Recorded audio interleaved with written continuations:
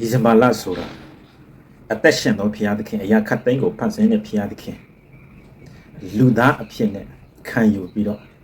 လူစားတိအဖြစ်နဲ့မွေးဖွားခြင်းအကြောင်းပြုတ်ပြီးတော့ကျွန်တော်တို့ခရစ်စမတ်ဆိုတဲ့အရာဖြစ်ပေါ်လာတာဖြစ်ပါတယ်ဟောဟေရှာယအခန်းကြီး9အငယ်6မှာဆိုအကြောင်းမူကငါတို့အဖို့သူငယ်ကိုဖွားမိငါတို့ကသားကိုတနာတော်မူထိုးသူသည်အုပ်စိုးခြင်းအာဏာစက်ရှိလေနာမတော်မူကအံ့ဩဖွယ်တိုင်ပင်ဘက်တကိုးကြီးသောဘုရားသခင်ထာဝရအဘနေတဲ့ချင်းအရှင်ခေါ်တော်မူခြင်းကိုခံတော်မူလိမ့်မယ်အဲ့ဒီသူငယ်မွေးဖွားလာတဲ့ဗက်လင်မြို့မှာမွေးဖွားလာသောသူငယ်တော်ယေရှုပေါ့နော်မွေးလာတဲ့အခါမှာနာမည်ပေးလိုက်တယ်ယေရှုအတိတ်ဘက်ကအပြစ်မှကယ်ချွတ်အပြစ်ကနေကယ်ချွတ်ပေးနေတာကပြောမစင်ဘုရားသခင်မှတပါးအခြားမရှိဘူးအဲကြောင့်ယေရှုဆိုတာဘုရားသခင်ရဲ့ဘွဲ့နာမတဲကအပြစ်ကကယ်ချွတ်မိသူဘုရားရဲ့နာမရဲ့အတိတ်ပဲ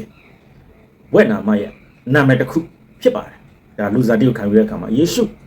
လူစားတိကိုမခံယူခင်မှာသူကဘာနဲ့ရှိနေလဲဆိုအရာခတ်သိမ်းကိုဖန်ဆင်းတဲ့ဘုရားသခင်သုံးပါးထဲမှာရှိတဲ့ဘုရားသခင်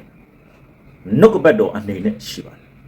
နှုတ်ကပတ်တော်ကပုဂ္ဂိုလ်တော်မြတ်ဖြစ်တယ်ဖန်ဆင်းတဲ့အရှင်သခင်ဖြစ်တယ်နှုတ်ကပတ်တော်ဒီလည်းခတ်သိမ်းသောအရာတို့ကိုဖန်ဆင်းတော်မူ၏အဲဒါလည်းမှာဒီကြဖော်ပြထားတယ်အဲတော့သူငယ်တော်ယေရှုက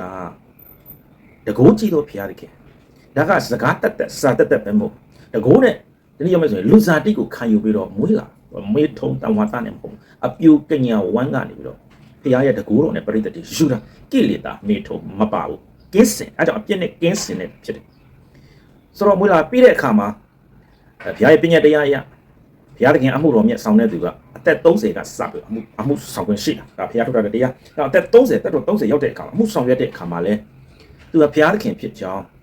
ဘုရားသခင်မှတပါးဘယ်သူမှမတတ်နိုင်သောအရာတွေကိုသခင်ယေရှုခရစ်တော်ကလုပ်ပြသွားတယ်ဘုရားသခင်ရဲ့ဖြစ်ခြင်းမှာအံ့ဩဖွယ်ရာတစ်ခုကဘုရားက3ပါးရှိတယ်အဲ့3ပါးကအလုံးလုံးတိုင်းမှာတလုံးတော်ရရှိတယ်သခင်ယေရှုခရစ်တော်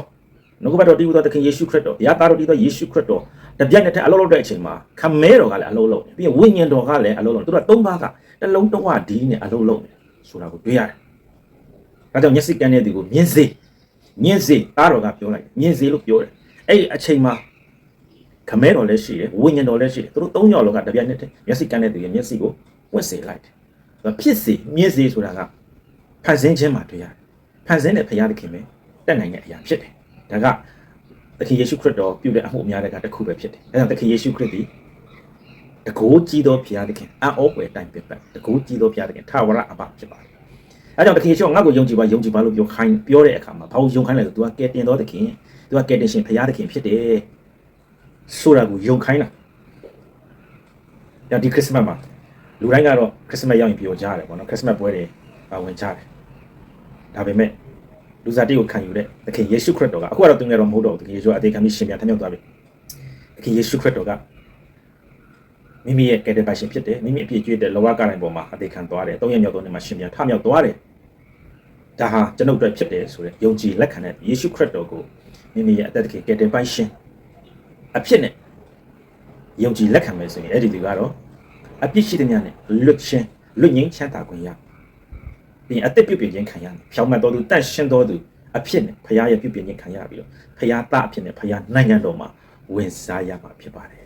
ဒီအတွက်သခင်ယေရှုခရစ်ကြွလာတာဖြစ်ပါတယ်